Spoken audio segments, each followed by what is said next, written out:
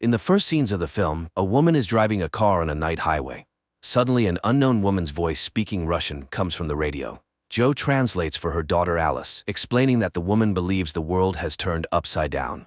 A police car appears behind them, and an unknown device lying next to Joe starts blinking alarmingly, but the police car drives past. Soon, the pair arrives at a small house. Joe starts a fire and puts the child to bed. She then goes outside to check the device left in the car but hears her daughter scream and rushes back inside. However, Alice is asleep. Joe runs outside again, hears her daughter scream again, and runs off into the night. 5 weeks earlier, Joe is floating weightlessly as part of a group of astronauts on the International Space Station. She only sees her daughter and husband Magnus via video calls, and she conducts her next session from the cold nuclear fusion laboratory where Mission Commander Paul is working. He adjusts the equipment according to instructions from scientist Henry Calder on Earth. The scientists are searching for a new state of matter, but no one knows what it is. Suddenly, something crashes into the space station. Communication with Earth is lost, and a fire breaks out.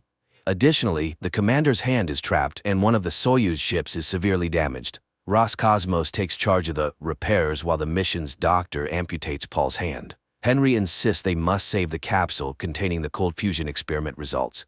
Meanwhile, Joe goes into open space to inspect the crash site, unaware that Paul's heart has stopped. Suddenly, video contact with Joe is lost, and the center can only hear her communications. She then sees the cause of the accident: a desiccated body of a female astronaut in an orange suit labeled USSR. Joe tries to catch it, but the space mummy floats away.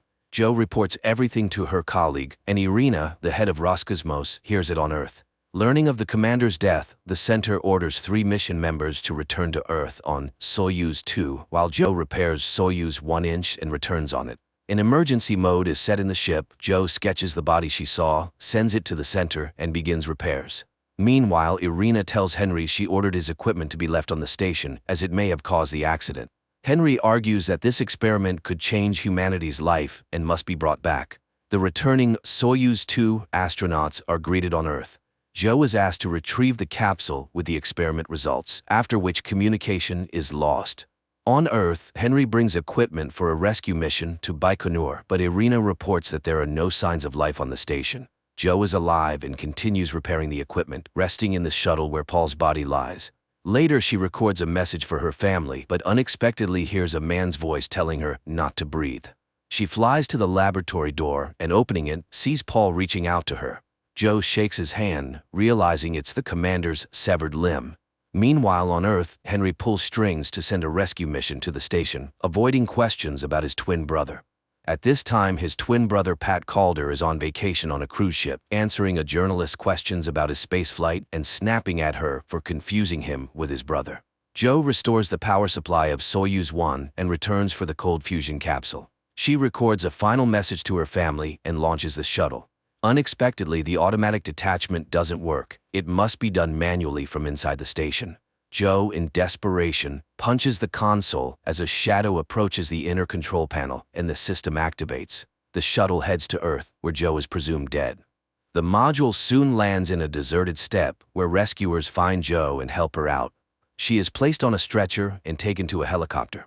However, Alice rushes to her, and Joe happily embraces her daughter and husband, who seems to doubt his wife's genuine joy at seeing him. Henry retrieves the capsule, and Joe is taken to the helicopter where her family is already seated. But suddenly, Joe finds herself alone in an empty vehicle. Then everything returns to normal. She decides it's due to stress. She speaks to her daughter in Swedish, but Alice doesn't understand her. Meanwhile, Henry rejoices over the successful quantum mechanics experiment results conducted on the ISS. Joe recovers after the flight. One day at a press conference, she expresses condolences to the widow of the deceased astronaut Paul, but the woman's name turns out to be different. Henry demonstrates the experiment results obtained on Earth.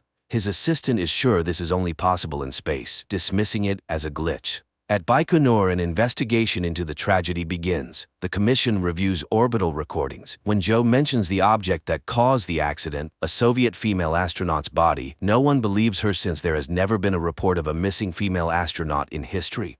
Later, Joe receives vitamin tablets she must take daily. She tries to get closer to her husband, not noticing he seems to avoid her. Alice also keeps her distance from her mother. The next day, Joe faces the commission again, which tries to convince her that the station collided with an orange garbage bag. After the session, her boss, Frederick, tries to hug her, but she steps back in confusion. He doesn't understand why she has forgotten everything between them. Scared, Jo returns to her husband in tears, confesses her love, and they become intimate. Meanwhile, Henry tells Alice about a thought experiment in quantum mechanics called Schrödinger's cat. Scientists believed the world was governed by classical physics laws until geniuses like Einstein discovered that the same substance could exist in two forms. For example, a particle is black in one world and white in another. Between worlds, there is space where the particle is both black and white simultaneously, refusing to choose until observed. Henry invented equipment for the space experiment and discovered something, but it seems unwilling to come into the light. Magnus confesses his wife has changed completely. Henry comes to thank Jo for saving the capsule. She recalls he worked on the Apollo mission, and the old man warns that people who go through the space often change. Later, the team goes to the memorial alley, and Jo shows friends a photo of the spacesuit she saw in space, but she's told it's Irina, the current director of the Flight Control Center. The colleagues reach the tree planted by Commander Paul before the flight and lay flowers. When Jo is alone, she suddenly sees Paul, who tells her his heart is still hanging in space. After this, Jo acknowledges the commission's correctness and retracts her initial testimony. Her family heads home, where Jo notices some inconsistencies. For example, the car is blue, but Jo remembers it was red. The family congratulates Jo on past Christmas and her birthday. She jokes and laughs, though Magnus admits he believed their marriage was over. The next morning, Jo walks around the house and suddenly sees a piano. She sits at it and opens the sheet music. In the evening, Jo again notices her daughter doesn't understand her Swedish, though the girl spoke it fluently before the flight. Magnus admits he knew about her affair with a colleague, Frederick. This perplexes Jo as it's not true. Henry recalls a formula where the main stress relief component is lithium-7. Jo visits a psychologist who prescribes her the antidepressant lithium. Henry notices her and invites her to see his laboratory, where he talks about astronauts who heard non-existent sounds and smells after flights. But this is kept secret. Then Henry reports to the management that using laser and magnets in the cold fusion laboratory, he obtained an image identical to the one from the quantum physics experiment on the ISS. He tried to capture the moment when a substance exists in two different states simultaneously. The same experiment with Schrödinger's cat, which can't be determined if it's alive or dead. But only Henry sees the results. Apparently, this is the observer effect, where the experiment influences the experimenter. Jo approaches the piano again and starts playing this time, scaring herself because she never knew how to play. The next day, Jo compares the vitamins she received at Baikonur with the prescribed medicine and finds that both contain lithium-7. Suddenly, she sees two workers and hides in an office, finding a list of astronauts. Each name has a letter, and checking those under B, she discovers they were all prescribed lithium-7 and experienced unusual things. Meanwhile, the workers enter the office, ignore Jo, and start stacking folders on a cart. She tries to get their attention, but seems invisible. Jo approaches a man closely. He screams and disappears. Jo is alone in the office again. She goes to Henry's office, but he suddenly accuses her of excessive curiosity that will ruin her. Later, her colleague Frederick visits, not understanding what happened as they loved each other. Jo avoids the conversation. At home, Jo finds a package with tapes on the table. It turns out the Marine Observatory workers, unlike the Flight Control Center, heard her calls from space and recorded them, now sending them to her. Jo plays the tapes and hears her voice when Alice comes downstairs and sees a room filled with mourning people. Live astronaut Paul with his family, and Jo's portrait in a mourning frame at the center. She screams, but her father carries Alice upstairs, where his wife admits all her pills are neuroleptics, meaning she's been intentionally habituated to them. She believes she was heard but deliberately left to die in space. Magnus grabs the phone to have her taken for treatment, but Jo pushes him and he falls, hitting the floor. Jo pulls herself together, calls an ambulance, and asks Alice to get in the car. On the way, she stops by the laboratory and steals the flask with the substance obtained in the quantum physics experiment.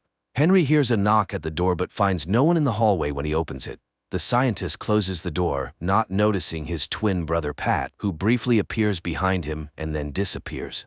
Irina calls, having just read an article about two particles entangled by quantum mechanics, where what happens to one determines the state of the other, even if they are far apart. He hangs up without responding. Jo calls Russian cosmonaut Ilya to ask what vitamins he was given on the ISS. He reads out the name with letter A. Joe explains that, unlike the rest of the crew, she was given neuroleptics. The cosmonaut is skeptical, but she asks him to check his pills and wait for her call. Henry discovers the flask theft. The next morning, Joe asks her daughter to describe her fears in detail. The girl admits she hears the voice of an unknown woman named Valia. Joe steps aside to call the observatory worker who sent her the tapes, but he unexpectedly claims it couldn't have been her and hangs up. Meanwhile, Alice brings her a drawing of her fear, showing the figure of a female astronaut in an orange suit, whom Joe saw dead in space. Ilya checks his pills, which turn out to be vitamins. However, documents on the substances given to Joe are no longer accessible.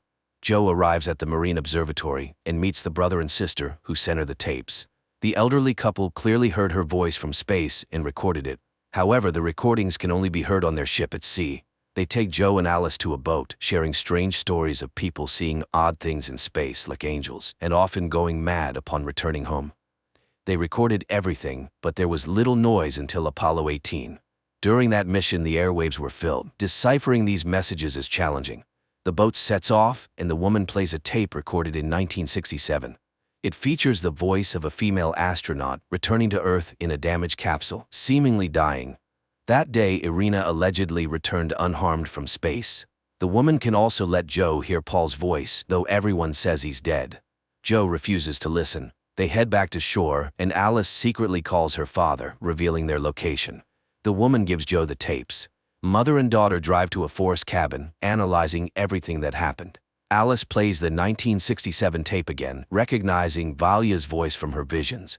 The woman is in pain and very hot, as heard on the tape. Henry looks into a mirror, calling his twin brother.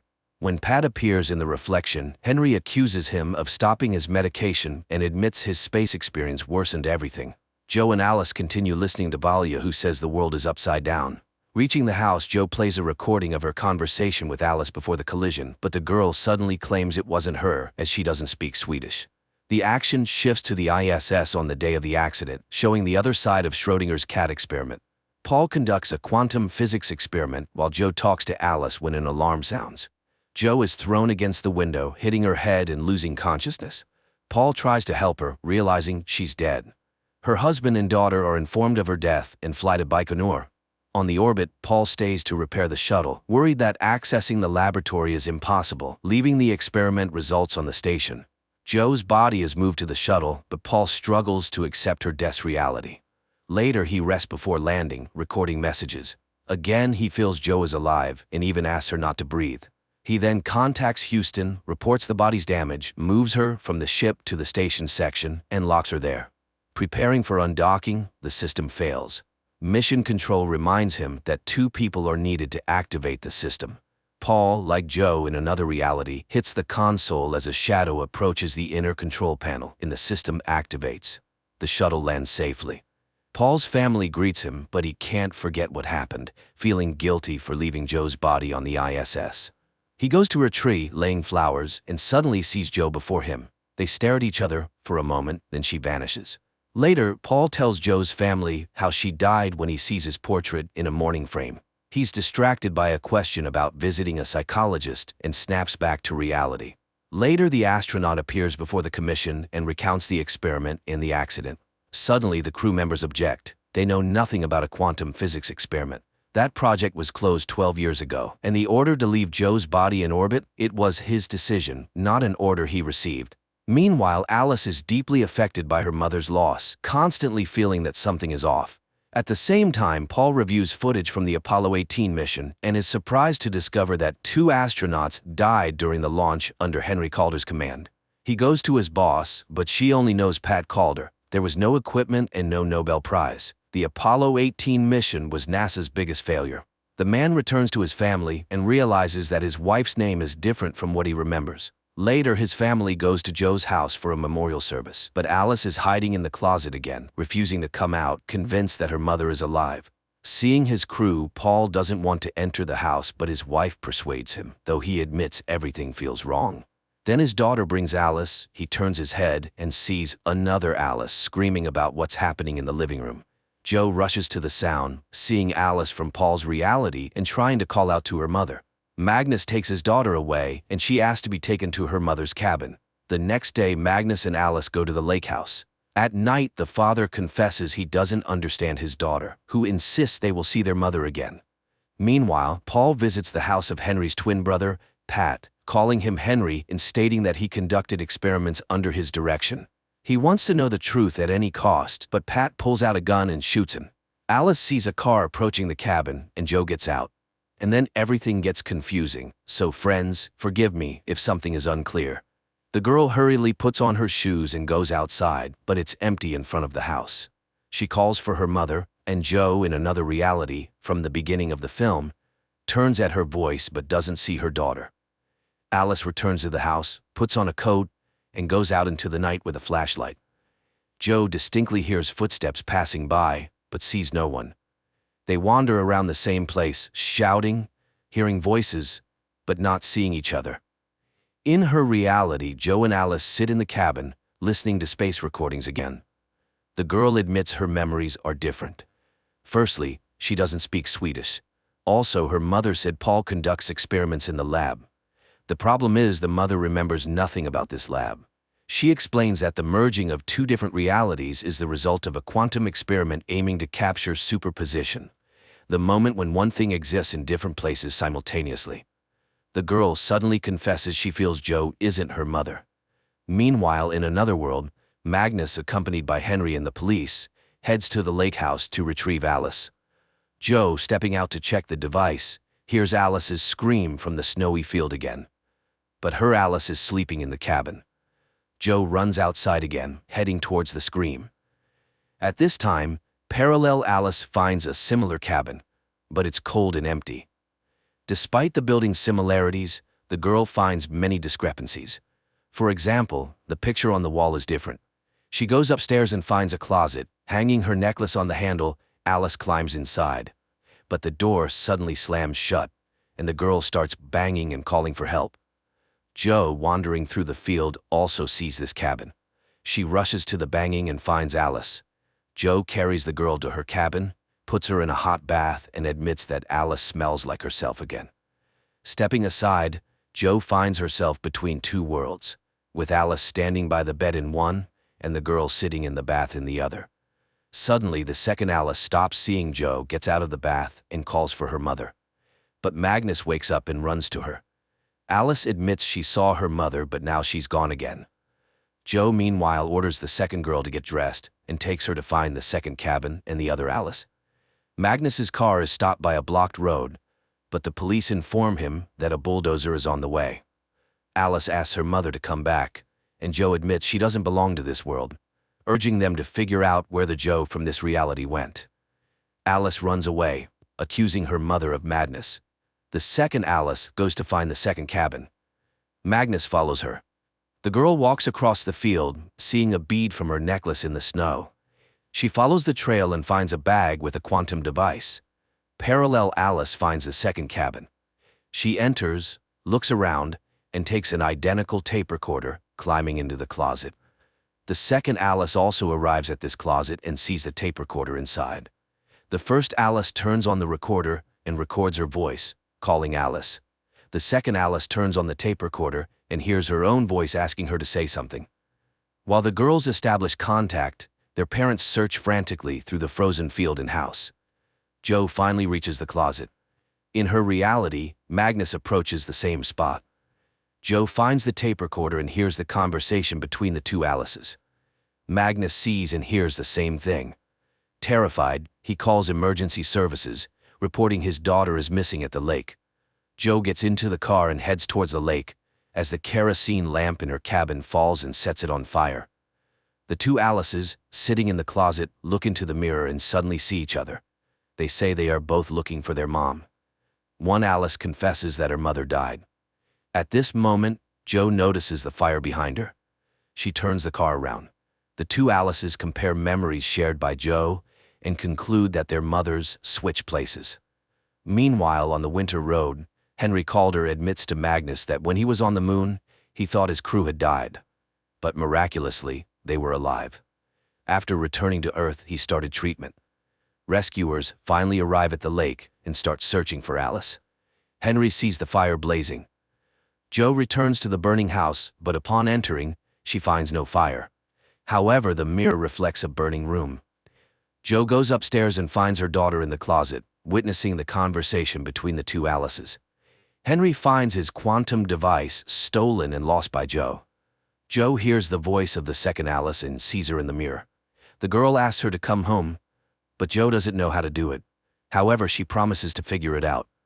She realizes the girls are dying, one in the fire, the other from the cold. She pulls the girl out and hands her to Henry, who has just arrived. Then she returns to the fire. Henry lays the girl in the snow and also calls for help, while Jo walks around the burning house. Suddenly, she sees Alice lying in the snow. She tries to revive her, hearing her voice behind. Turning around, she sees the second Alice, who suddenly says she doesn't feel her double. Apparently, the girl died, but Jo continues giving artificial respiration, believing she must save the girl. Suddenly, Magnus's voice calls out from the darkness. Jo tells her daughter to leave. Magnus sees his wife, unable to believe his eyes, and runs to her, finding his daughter. In the parallel reality, Jo revives the second Alice and starts looking for the second Alice. Rescuers grab her, thinking she's crazy. In the other world, Magnus brings Alice into the cabin, admitting he doesn't know what he saw. The injured Alice lies under an IV and suddenly hears a female voice promising to take her to her mom. The girl wakes up, seeing her father, who says Jo left with Irina. In reality, Jo is taken to a psychiatric clinic. Henry finds the tape recorder and listens to his report, discovering his colleagues are alive. He smashes his quantum device, destroying the experiment results.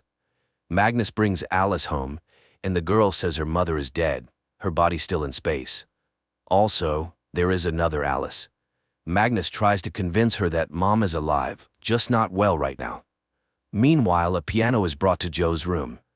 Henry is arrested for attempting to kill Paul and murdering a journalist on the ship. He requests his DNA be compared to the person who lived where Paul was shot. He's not Pat. The accuser suddenly says both men are actually the same person and shows a book written by Pat.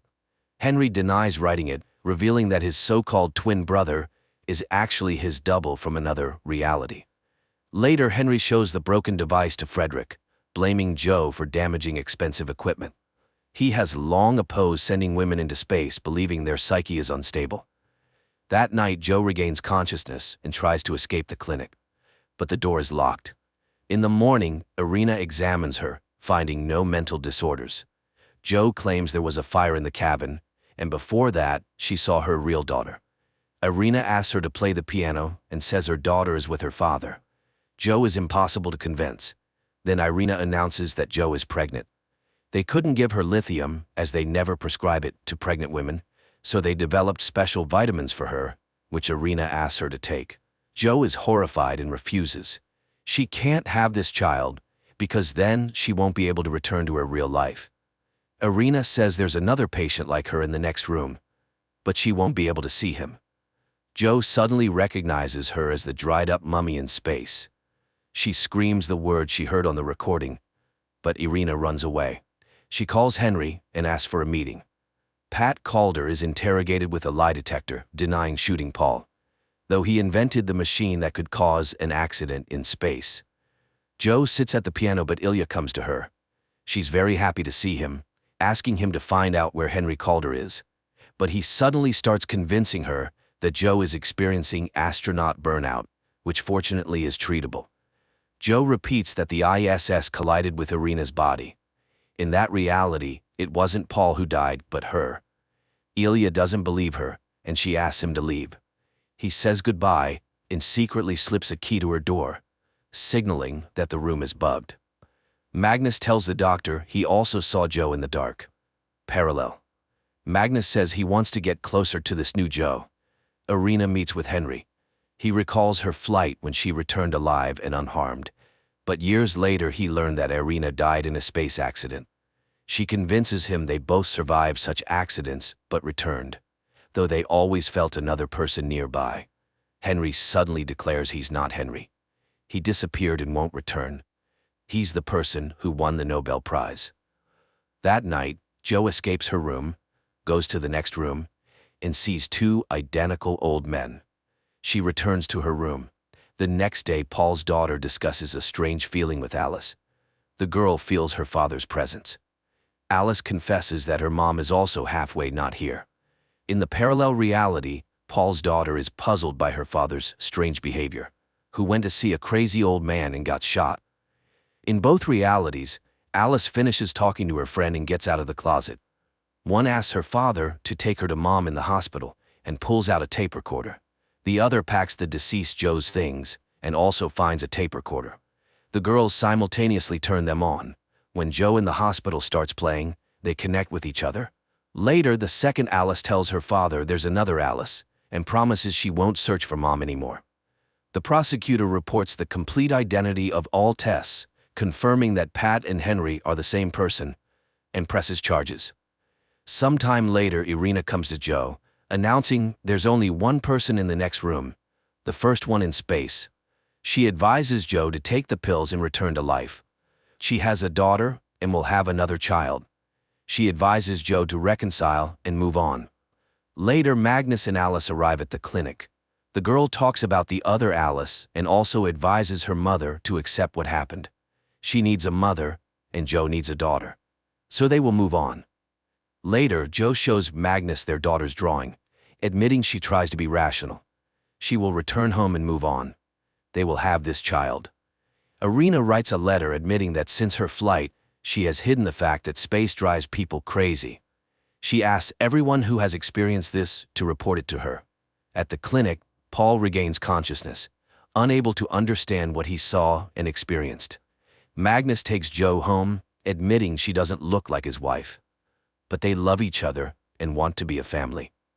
Irina says goodbye to Alice, admitting she has a second name, Valia. Meanwhile, on the orbiting ISS, Joe's mutilated body suddenly comes to life and catches a photo of herself with her daughter. This is where the first season ends.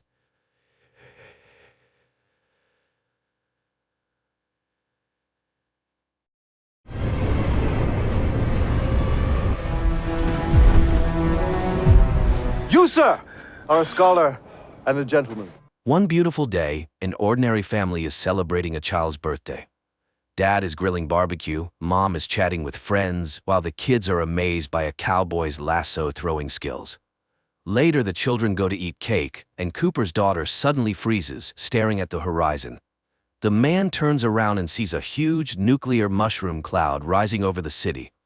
The next minute, the blast wave reaches their home. The owner hides his family in a shelter, while Cooper and his daughter jump on a horse and ride away as nuclear mushrooms rise behind him. 219 years have passed. Lucy is a young woman who possesses many skills and lives in shelter number 33 with her father and brother Norman. Unfortunately, it's impossible to find a man who wouldn't be related to her. Therefore, the council decides to allow her to take a husband from another colony. The happy girl puts on the communal wedding dress, while her neighbors, led by her father, the shelter's warden, prepare tables for the wedding, displayed in a field surrounded by a 3D image of distant mountains. The father is happy for his daughter, regretting that her mother didn't live to see her wedding. Then comes the moment when people head to the portal, guarded by the gatekeeper Chad, Lucy's cousin. He has long loved the girl but must admit the fairness of genetic ethics. The young man presses a button, the portal opens, letting in a delegation from a neighboring colony. Their leader reminds that for fresh blood, they must receive seeds and spare parts for machinery, and a young man is brought to Lucy. Their marriage is registered, and everyone sits at the tables. The shelter's residents notice that the guests are rather uncouth but decide not to focus on this. Lucy's father delivers a speech, hoping that the next generation might finally live on the surface. People dance and enjoy themselves, much to Norman's displeasure. The groom asks the girl to show him the bedroom, and she leads him to the room.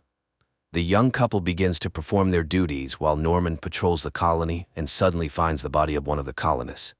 And Lucy unexpectedly hears a distant scream.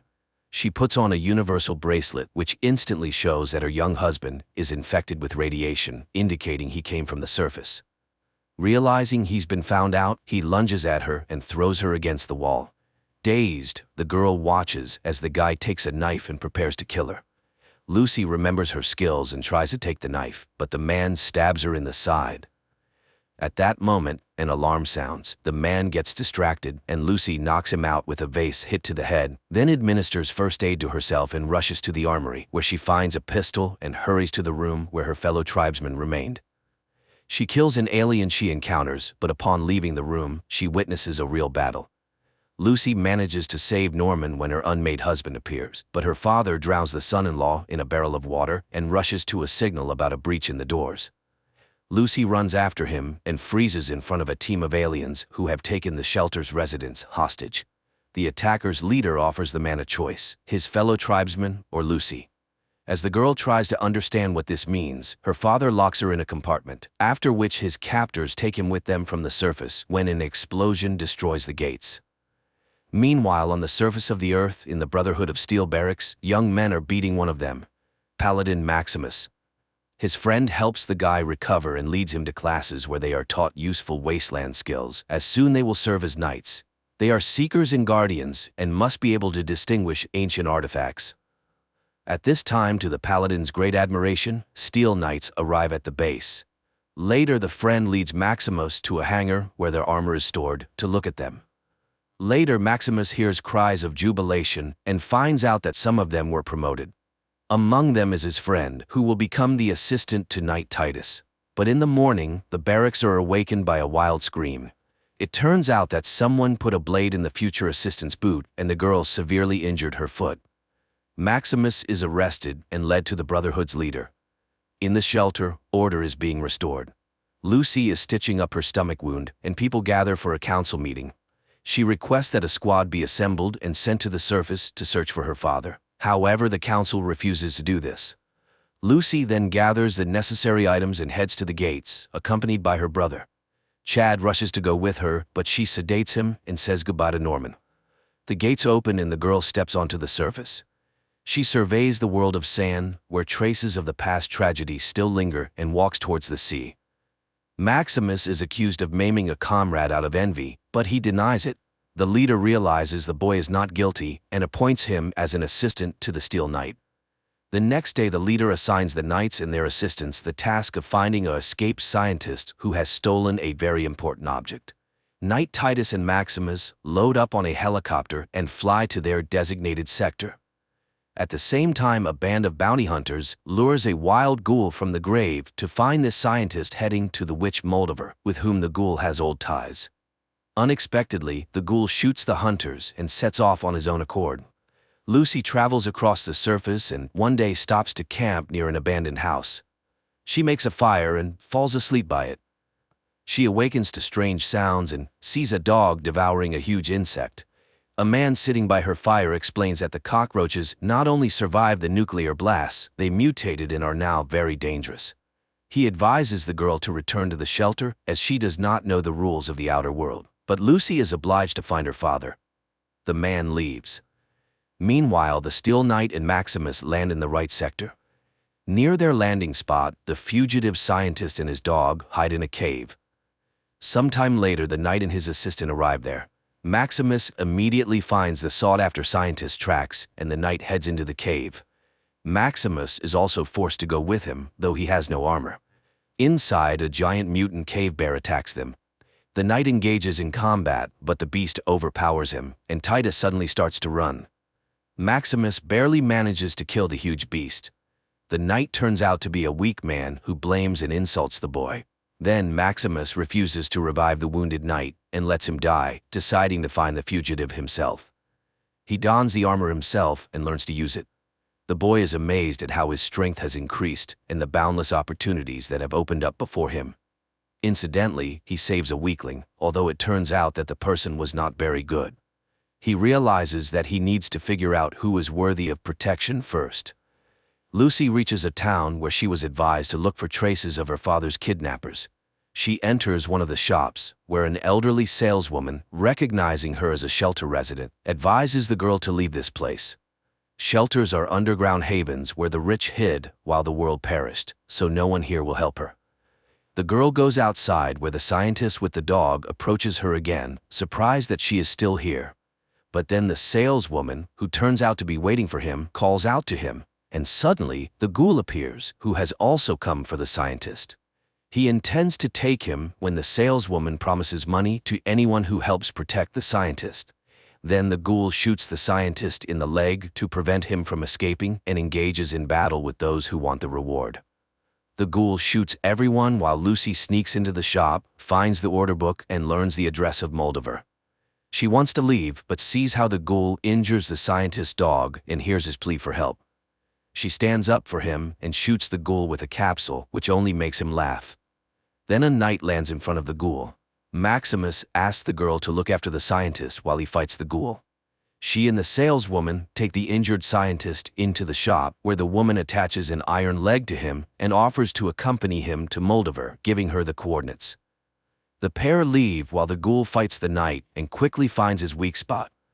Maximus has not yet mastered all the advantages of the suit, which costs him losing his navigation ability. The Iron Knight is thrown far from the shop, and at that moment, the ghoul realizes that his target has escaped.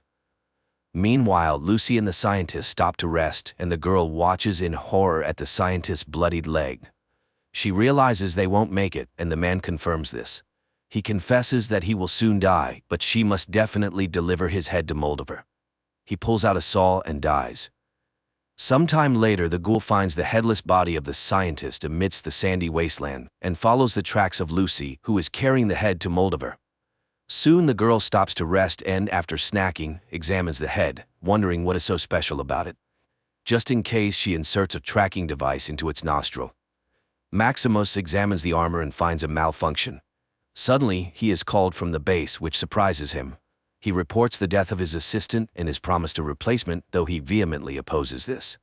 The boy heads to the nearest town, where he finds a workshop and, paying all the money he has, repairs the broken module. But when he returns to the suit, he discovers a gang of local marauders trying to dismantle the armor for scrap metal. He engages in a fight, but is hit hard in the face. The boy regains consciousness to see that the armor has been breached. He grabs a piece of metal lying nearby and uses it to destroy the attackers. Then he sees a helicopter arriving, dropping off a new assistant. The assistant turns out to be one of his tormentors from the training camp. Maximus manages to close the helmet, and the new assistant does not notice the substitution. Lucy reaches the place where Hollywood once stood. She stops by a pond when an unknown monster attacks her, snatching the backpack with the scientist's head and disappearing into the water. Lucy tries to track the thief but is caught in the ghoul's sights, to whom she explains what happened with the head. At this time, the Shelter Council conducts an investigation into Lucy's escape, after which Norman realizes that no one intends to search for either his father or sister. In the desert, Maximus torments the assistant with various misdeeds, avenging past humiliations, but the latter continues to serve the Steel Knight willingly. They find the ghoul's tracks with a special device, follow them, and find the headless body of the scientist. Meanwhile, the ghoul sets up a hunt for the underwater monster, using the girl as bait. Soon, the beast emerges onto the shore. It grabs Lucy, but the ghoul manages to pull her out. The girl barely manages to fend off the attack, but the underwater monster escapes, taking her boot. The enraged ghoul drags Lucy along. At this time, the Steel Knight's assistant fills the armor with water, talking about his life. Suddenly, Maximus asks him to talk about himself. The boy confesses that in fact he was a decent guy, and they beat him as part of the tradition like any other newbie. Now he regrets that Maximus didn't live to be called up for service. They move on and soon reach the pond. The pair enters the water and immediately sees the monster. Maximus demands the assistant to go ashore and takes on the fight himself, but the boy shoots at the creature and it chases after him. Maximus manages to pull the boy from the monster's jaws, and it dies, spitting out the scientist's head and Lucy's boot in its last act. Then a dog runs up to them, which continues on with them. The ghoul leads Lucy through the wasteland, denying her water, and soon they arrive at the place where a movie studio once stood, where actor Cooper and his wife worked. Soon they reach an abandoned clinic from which male screams can be heard. Entering, they find an old acquaintance of the ghoul, undergoing mutation and suffering because of it.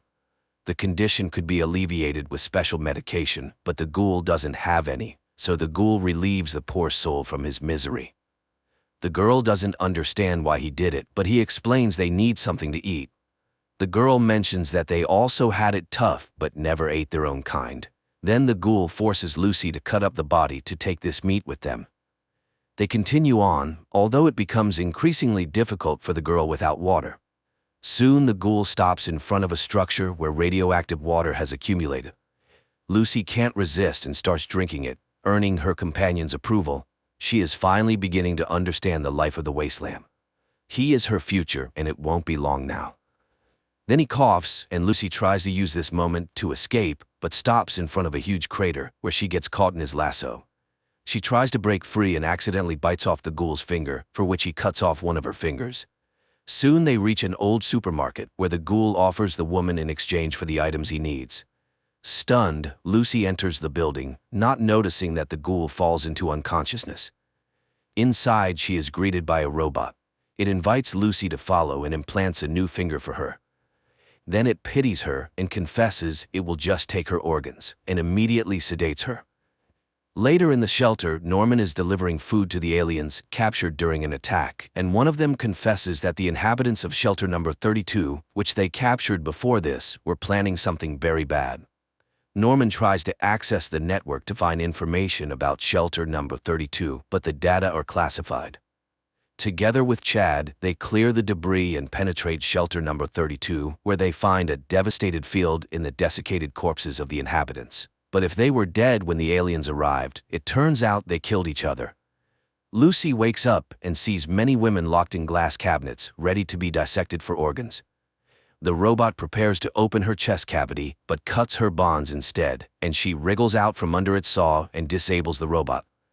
Then she fills syringes with drain cleaner, reprograms the robot, and in its company, goes to the owners of the dreadful place.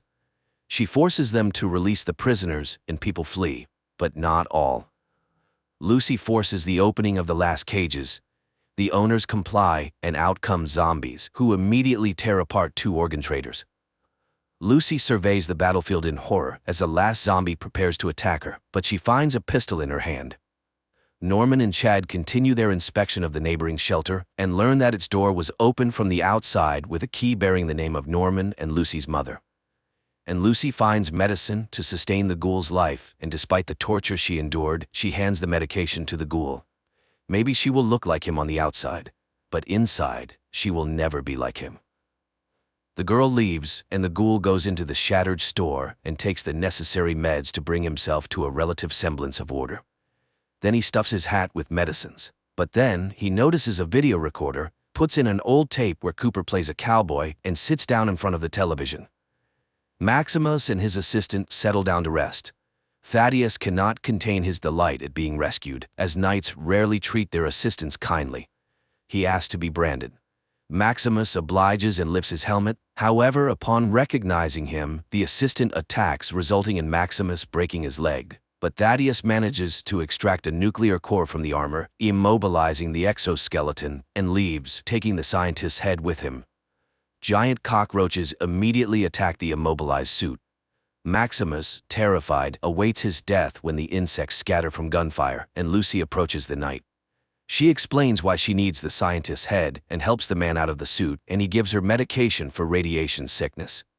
When Lucy recovers, she suggests they go after the head together, since she has a tracker. They will hand it over to the Brotherhood, in return for which the knights will help her find her father. Maximus agrees. At the same time, in Shelter 33, instead of her father, Betty is elected as the warden. Norman dislikes this and studies the history of the shelter. Suddenly, he realizes that all caretakers were selected from the residents of Shelter 31. Lucy and Maximus reach a bridge where they are stopped by a pair of vagrants. They pretend to be scared and ask for permission to pass. The couple, raising their hands, tries to walk away. However, the suspicious Maximus manages to shoot first, saving their lives, though he injures his hand, and Lucy realizes how naive the shelter's residents are. Soon they reach a billboard of the New Californian Republic. The girl is upset because they live with the belief that they are meant to revive America, but it turns out everything has already happened on the surface. Maximus reassures her, as there is no republic anyway. Soon they arrive at a huge crater in the middle of the city. The boy confesses that he survived this hell by hiding in a refrigerator, but then Lucy realizes that Maximus's wound is much more serious and leads him to a building with a clinic sign. Maximus lags behind, and when he enters, the girl is nowhere to be found. He searches for her and enters a chamber between two doors. The space fills with gas, causing the boy to lose consciousness. Betty leads her people to Shelter 32 to announce a partial relocation, as these resources are too valuable. Chad and Norman are surprised to see that the bodies have been removed and all traces of the tragedy have disappeared. Norman inquires about the whereabouts of his mother's key after her death. Betty confesses that they buried the woman with it. Maximus and Lucy come to in the shelter on stretchers. Maximus receives medical care. The shelter leader asks the couple to stay, as the boy needs treatment. Moreover, the suppliers have found armor and will soon deliver it here. Lucy thanks them for the refuge, and the leader informs her that she was born on the surface like many of them. The couple spends several hours in quarantine. From the conversation, it turns out that Maximus never knew a woman's love. Lucy is ready to teach him this art, as it is considered natural in the shelter, but the boy is embarrassed. Moreover, it is not customary among knights. Later, they go to lunch, where they suddenly notice that many of the surrounding people have various physical deformities. The caretaker turns out to be a cyclops. For Lucy, this is strange, but Maximus does not understand her concern. Later, the caretaker confesses to Lucy that they accept people from the surface, which surprises the girl since this was strictly forbidden in her shelter. But when she asks about the forbidden level they were advised not to visit, the caretaker immediately ends the conversation. Maximus finds a room where a nuclear block is installed, powering the entire underground. The leader hands him an electronic key to his personal compartment and suggests he rest a bit. The boy enters, and upon entering, he is amazed to see a basket filled with various delicacies and things he has never seen before. For the first time in his life, he takes a real shower, puts on a robe and slippers, and indulges in unknown products. Meanwhile, Lucy finds a room where the entire history of the Californian Republic is vividly described. It turns out that life here was revived in 2142 but was destroyed in 2277. Lucy is horrified, wondering who needed a new war and why. But then all the shelter inhabitants hear a sound signal and head to the designated place. Meanwhile, a ghoul is caught by the so-called new president of the territory, who owned a supermarket trading in organs, and the ghoul is blamed for its destruction. However, he calmly asks for a needle and thread to sew his finger back on and asks for directions to find Moldover. But the president orders the ghoul to be killed. The ghoul has to destroy the new law enforcers and search for the woman himself. Lucy comes with everyone to a room, in the center of which stands an altar with burning candles. People begin to sing something, moving their hands, and Lucy gradually falls into a trance, supporting the others. Unexpectedly, people start to undress, which shocks Lucy.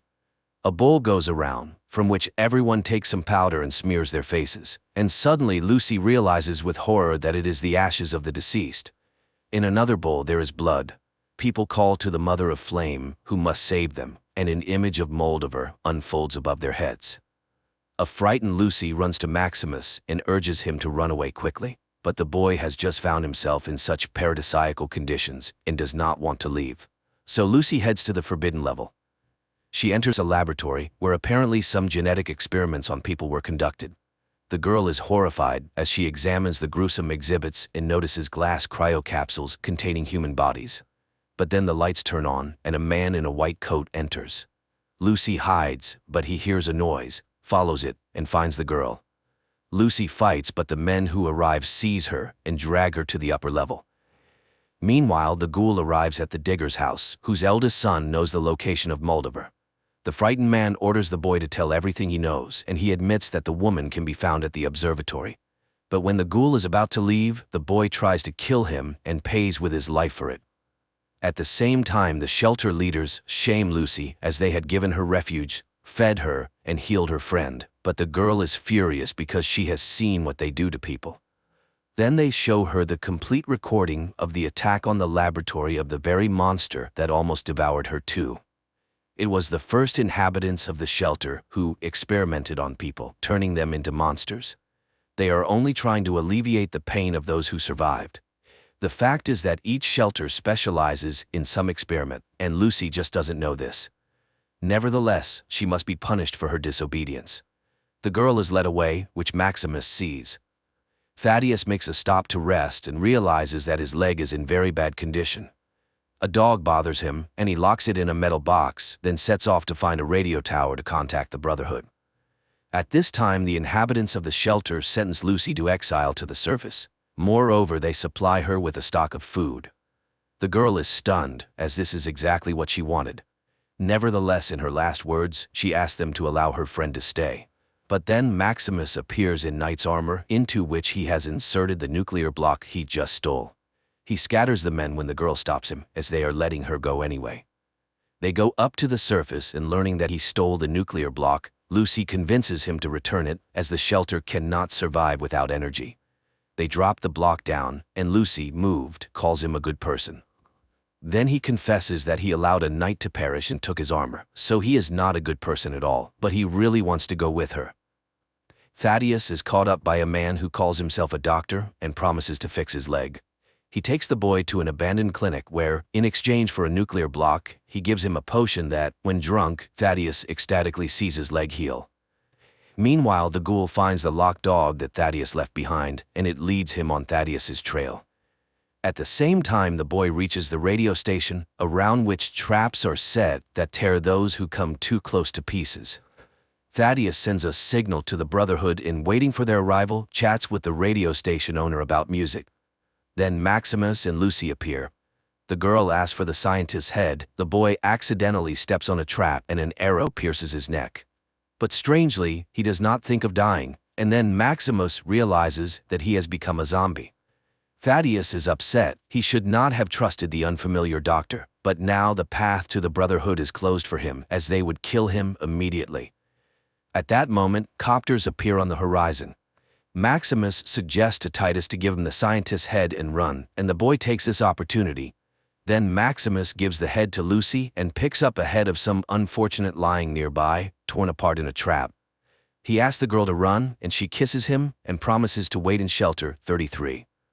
Some inhabitants of shelter number 33 begin to receive notifications about relocation to the neighboring block. Seizing the opportunity, Norman enters the caretaker system, deceitfully gains access to Shelter 31, and heads there. The arriving servants take Maximus and bring him to the camp. The boy hands over the head he obtained to the leader and confesses that his knight perished.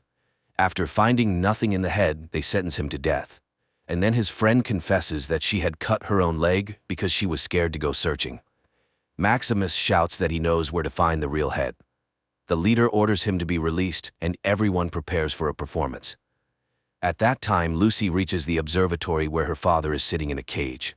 Sitting at the table, Moldaver greets the girl, who is horrified to see a dried-up, yet still living mummy seated next to the hostess. The girl is willing to give her the head in exchange for freedom. Moldaver extracts a vial from the head and offers to listen to the real story of her father.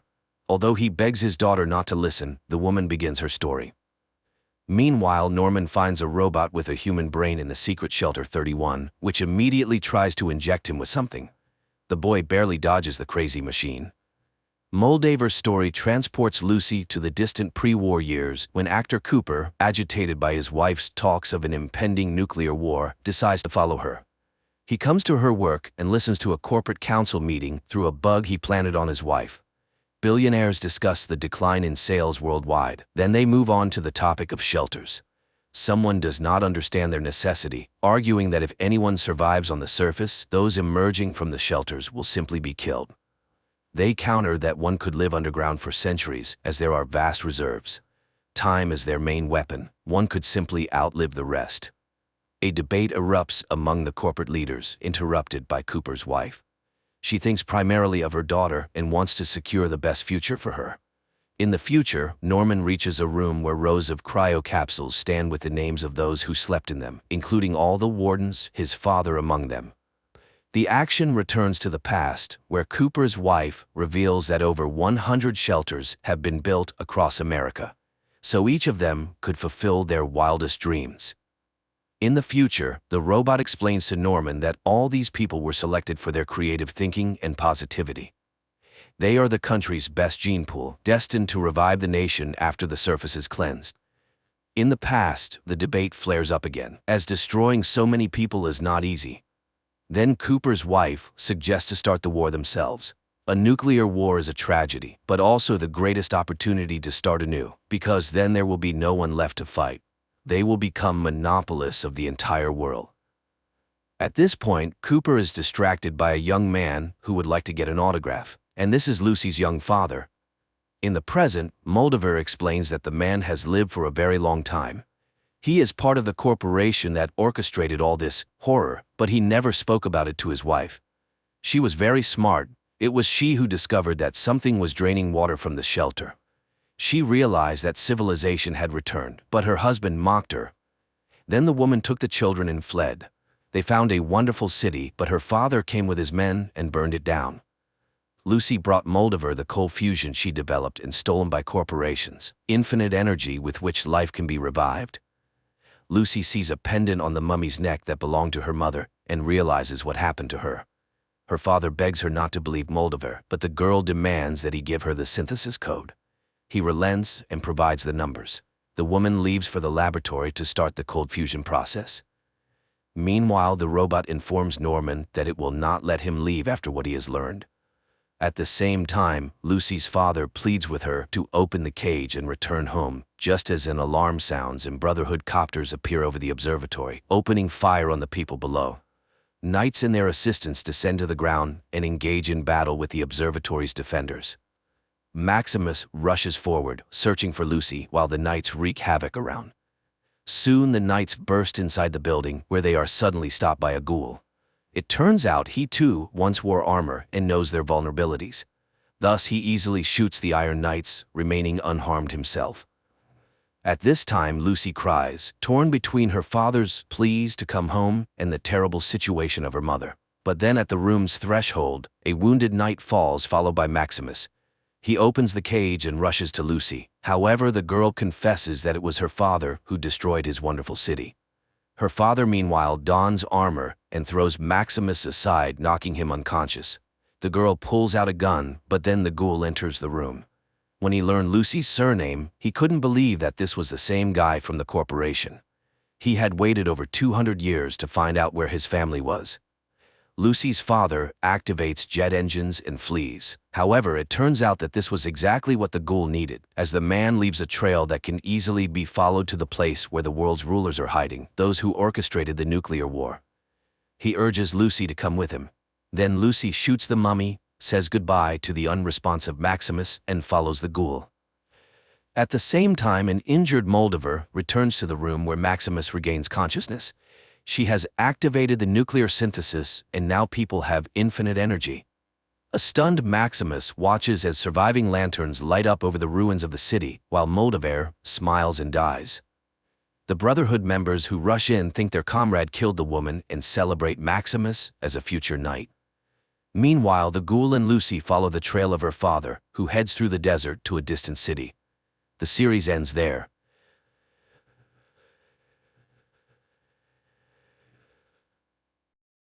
A man named Kevin suddenly comes to in some alleyway.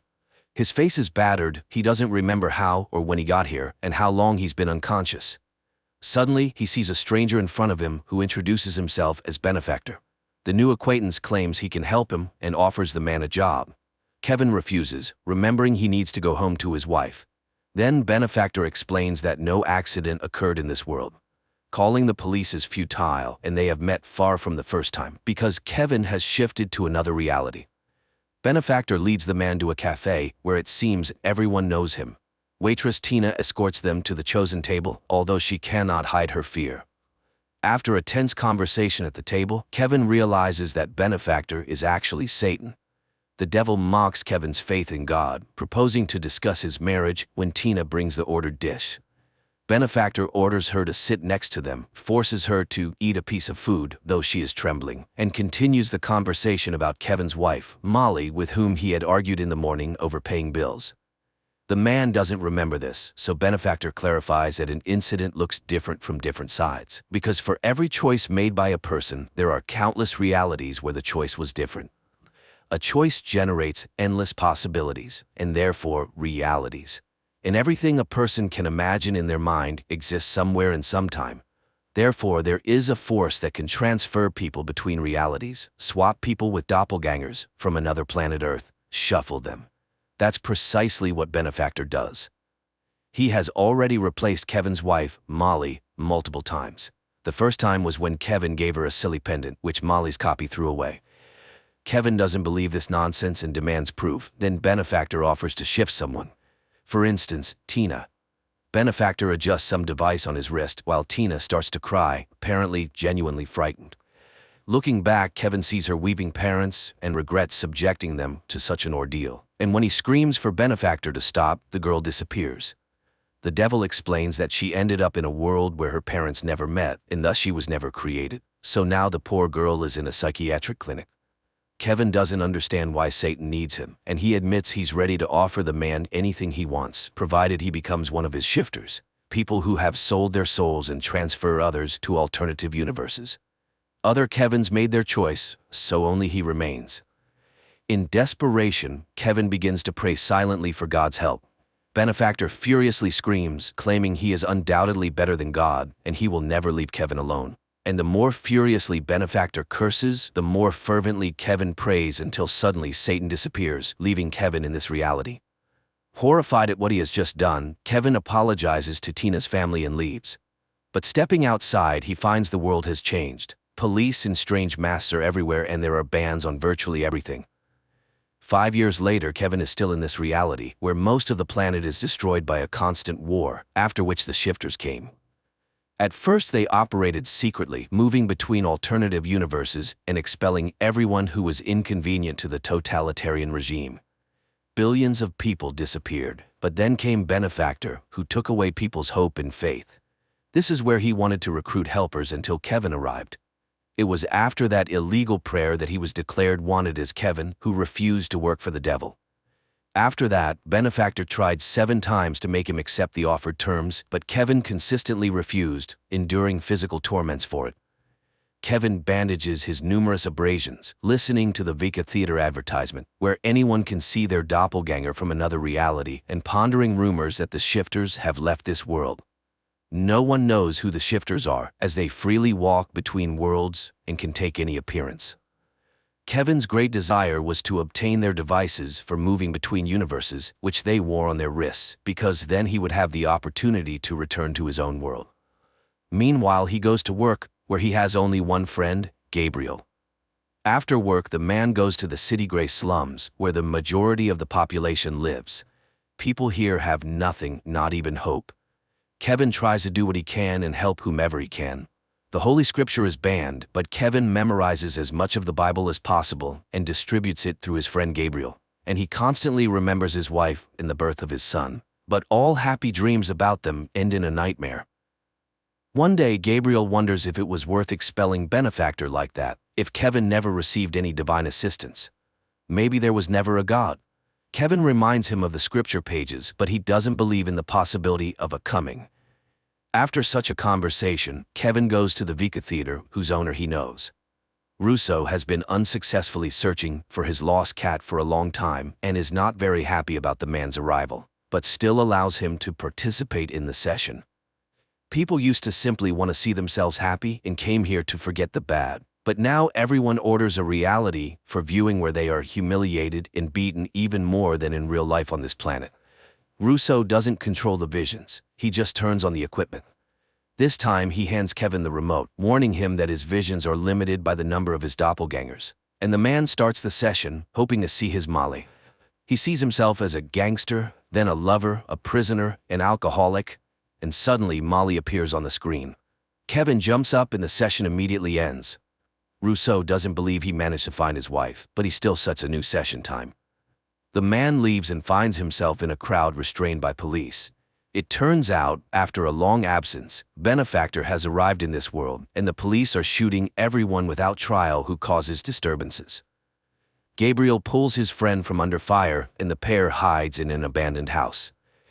In the evening, Kevin goes to the store and suddenly remembers how their son disappeared when they went shopping and got distracted talking to friends. The child wandered off and vanished without a trace. Their family couldn't withstand this blow. They started to argue, and Molly became addicted to alcohol. That's when he gave her the medallion with the resurrection symbol, but Molly threw it away. The man runs away and meets his neighbor, who invites him over, introducing him to his wife and 2 daughters. But when Kevin is about to leave, the neighbors suddenly detain him because they recognize Kevin, who refused to sell his soul to the devil. And when he denies it, the girls sing a church hymn for him, bringing Kevin to tears. The neighbors want to know anything about God, and the man recounts to them the parable of Job. Suddenly an alarm sounds, and turning on the TV, people learn about Benefactor's arrival for another recruitment of Kevin. Citizens selected for this mission must arrive at a specified place under threat of death. In the morning, Kevin goes to Russo's Theater again.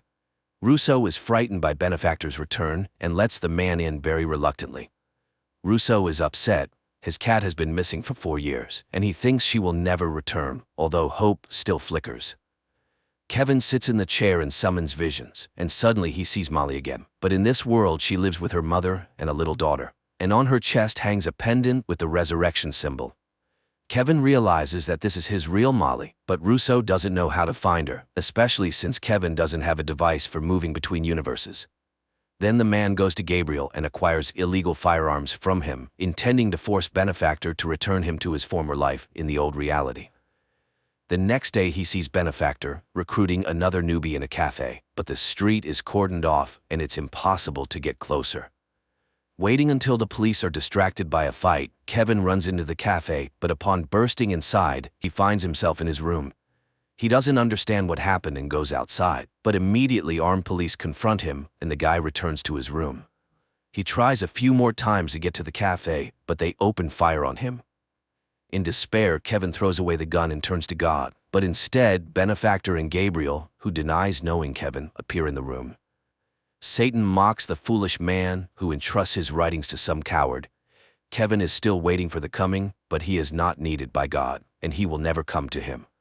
So he can live well only by coming to Benefactor. Satan also refuses to talk about Kevin's missing son and admits that among all the doppelgangers, only he refused to cooperate. Outside, a scream is heard, and dashing out the door, Kevin sees a police officer shooting his neighbor. Then they open fire on his room. Kevin falls, dropping Gabriel, but the friend is already dead. And then Kevin sees on his hand the device for moving between universes and realizes that he has been one of Benefactor's minions all this time. He removes the device and instantly shifts to another reality, but around him is a desert.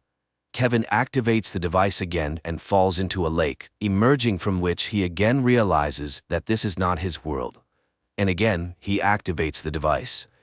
In one of the realities, he ends up in a psychiatric clinic where several shifters with Gabriel's face greet him.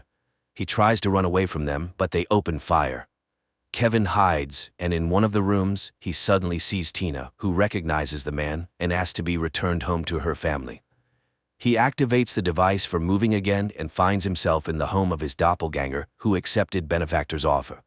Recognizing Kevin, who refused to sell his soul, the doppelganger points a gun at him and tries to take the device, but Kevin manages to shift back to his bullet-riddled apartment. Kevin sees his neighbor being taken away by an ambulance as passers-by recognize him. The man has to run to Russo's Theater. He sits in the chair, finds Molly, and enters the coordinates of her reality into his device. And immediately he finds himself in a large store where his wife is walking with friends. He cries from happiness at seeing her, but the woman reminds him that the collapse of their marriage was initiated by him. She has found someone else and is happy. Then he sees his pendant and admits that he believes in the possibility of restoring their past relationship. Suddenly, Benefactor returns Kevin to the totalitarian universe in Russo's Theater, and right there next to him is Tina.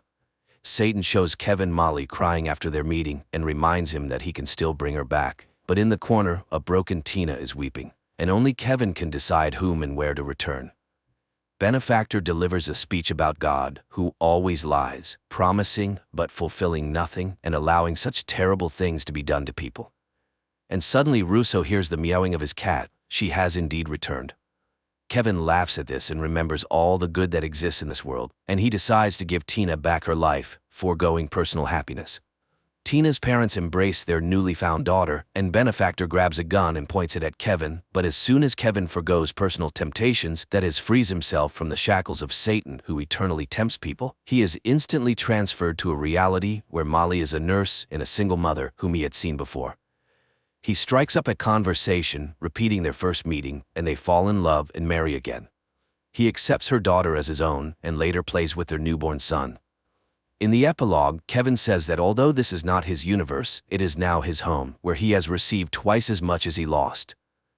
Inexpensive, but well-written, directed and acted science fiction that turns out to be more of a mystical drama with a religious message. The film is full of allusions to the Bible and direct quotes from the book of Job, and the conclusion is made in the spirit of this parable. But who said that hope is a bad thing?